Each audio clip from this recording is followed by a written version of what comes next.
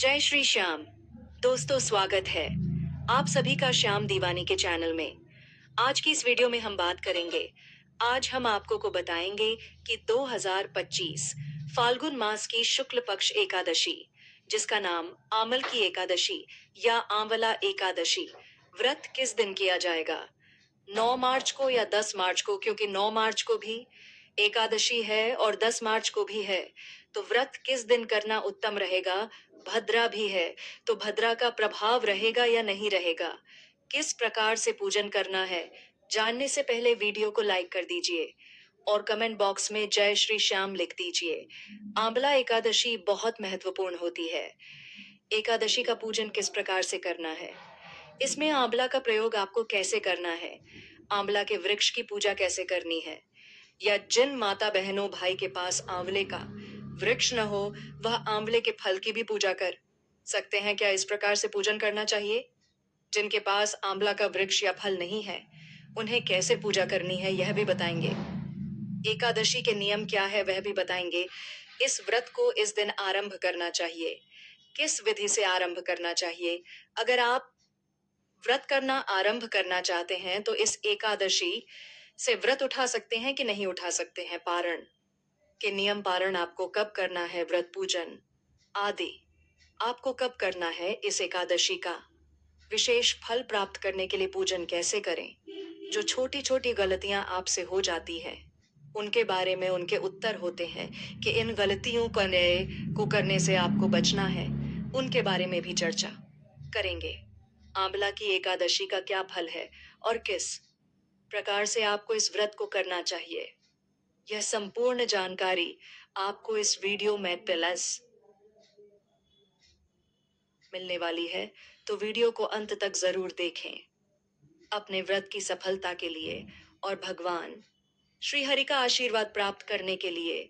श्री हरि या ओम नमः भगवते वासुदेवाय, भगवान श्री हरि का जाप करें। जब भी भगवान के इस मंत्र का जाप होता है तो उसे एक सकारात्मक ऊर्जा का प्रवाह होता है और वह सकारात्मक ऊर्जा आपके जीवन में सकारात्मक परिवर्तन लेकर आती है। इसलिए आपको इस मंत्र का जाप अवश्य करना चाहिए। जो आने वाली आंवले की एकादशी है, विष्णु जी की पूजा का विधान तो है ही, परंतु पूजा करने कैसे हैं, शास्त्रों में उसकी क्या विधि है, कथाओं में उसका क्या वर्णन है, वह विधि हम आपके लिए लेकर आए हैं कि किस प्रकार से आपको पूजा करनी चाहिए। इस दिन आंवले के वृक्ष की पूजा होती है। यह जो एकादशी है, इसका फल बहुत अधिक है। जिस प्रकार से अन्य एकादशी महत्वपूर्ण होती है, उससे कहीं अधिक इस एकादशी का महत्व है। क्योंकि इस व्रत का जो फल है वह 1000 गोदान के बराबर है और हमारे हिंदू धर्म में गोदान को बहुत बड़ा दान माना गया है। इसलिए इस आंवला एकादशी पर पूरे विधि विधान के साथ पूजा पाठ करनी चाहिए। एकादशी का महत्व और फिर इसी एकादशी पर अवाल की पूजा विशेष बताई गई है। और आप जानते हैं कि आंवला में भगवान श्री हरि का और माता लक्ष्मी का वास होता है। अगर अवाल की पूजा हो रही है और एकादशी है, तो वैसे भी भगवान श्री हरि की प्रिया तिथि है। कितने बड़े सहयोग इसमें बना रहे हैं। आंवला की पूजा है जो माता लक्ष्मी और भगवान श्री हरि का वास स्थान है। एकादशी जिस पर भगवान श्री हरि की विशेष महिमा आती है, इसीलिए बहुत महत्वपूर्ण हो जाता है। अब आपको जानकारी देते हैं व्रत करने की विधि और फिर बताएंगे आपको व्रत करना कब है, पूजन विधि से आरंभ करेंगे क्या, आपने किस प्रकार से स्त्री पूजा की है। आंवला की एकादशी के दिन आपको कुछ विशेष सामग्री इकट्ठे करने की आवश्यकता होती है। क्या आपके पास आंवला का वृक्ष है? अगर आंवला का वृक्ष है तो वह सबसे उत्तम रहेगा। अगर आंवला का वृक्ष नहीं है तो किसी मंदिर में जाकर पूजन कर सकते हैं जहां आंवला का वृक्ष हो। विधि हम आपको यहाँ अभी बात ही देंगे। दूसरा ऑप्शन यह है कि यदि आपके पास आंवला का वृक्ष न हो तो आंवला के फल पर भी आप इस एकादशी का पूजन कर सकते हैं। उसकी विधि भी अब हम यहीं पर इसी वीडियो में बताएंगे कि यदि फल पर पूजन करना है तो कैसे करना है, और यदि आंवला का वृक्ष आपके पास है, पौधा आपके पास है, तो उस पर पूजन कैसे करना है। सामग्री एक बार लिख लीजिए। सामग्री के रूप में सबसे पहले तो आपके पास आंवला का पौधा होना चाहिए, वृक्ष होना चाहिए। यदि आंवला का पौधा ना हो तो आंवला का फल आप अवश्य लीजिएगा। रोली मोली पान सुपारी लौंग इलायची धूप दीप तथा भोग लगाने के लिए भगवान श्री हरि की प्रिय मिठाई हरे रंग की मिठाई होनी चाहिए, जिसमें आंवला का अंश हो तो बहुत उत्तम रहेगा। या फिर आप भगवान को आंवला भी समर्पित कर सकते हैं फल के रूप में, और मिश्री भी अर्पित कर सकते हैं। फूलों की माला अगर आपके पास मिल जाए तो बहुत उत्तम रहेगा। एक लोटा तांबे का आपके पास होना चाहिए, उसमें पहले शुद्ध करके साफ करके मांज लीजिएगा उसको। उसके बाद उसमें थोड़ा गंगा जल भरिएगा।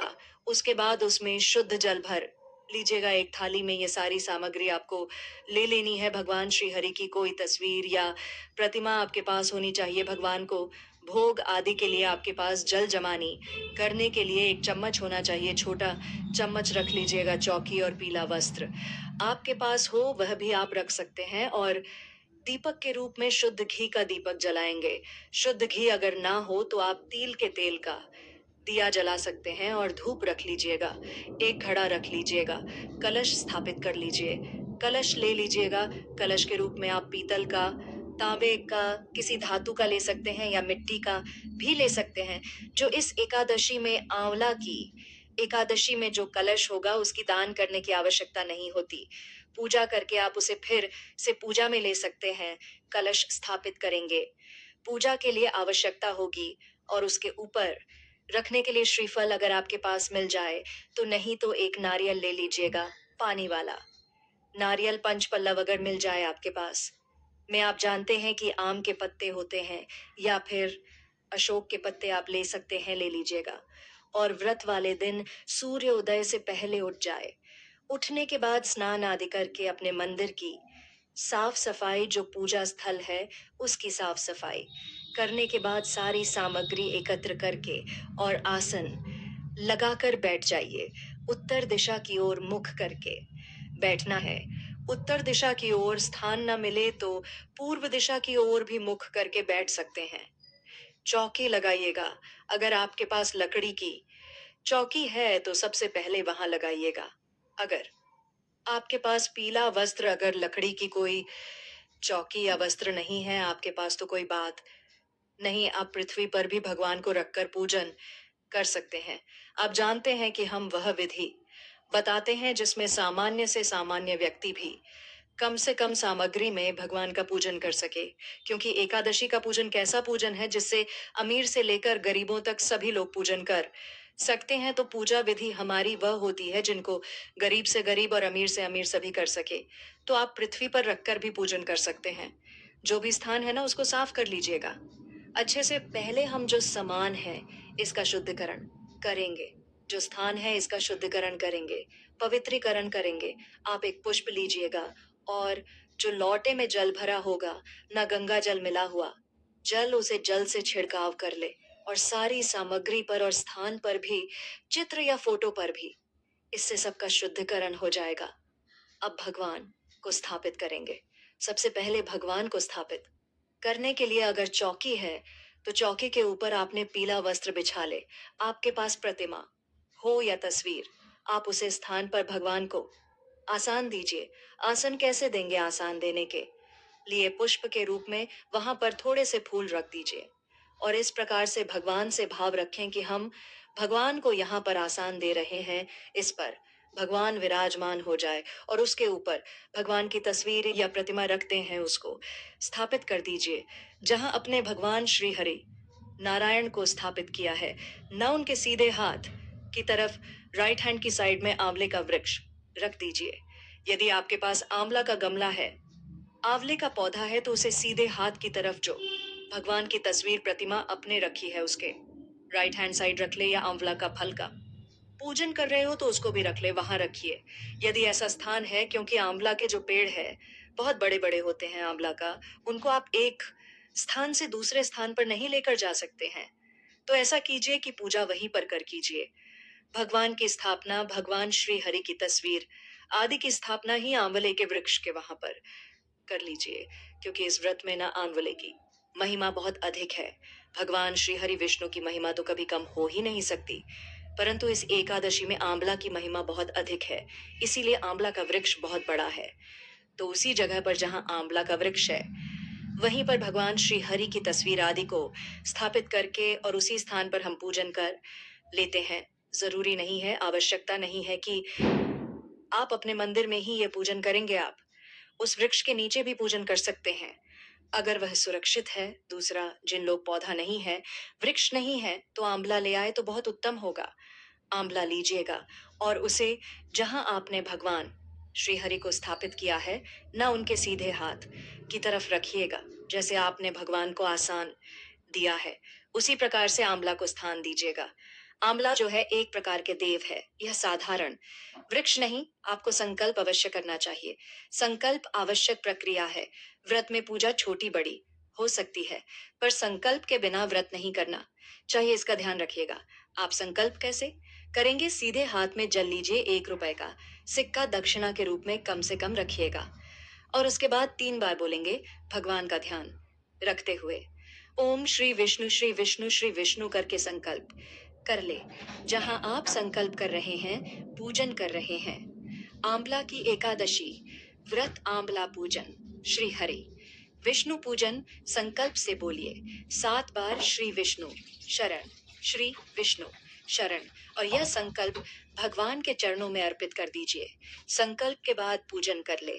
इस प्रकार जो भी जब भी कोई पूजा पुण्य कर्म आप करते हैं, ना संकल्प के बिना व्रत ना करें, तो संकल्प अवश्य करें।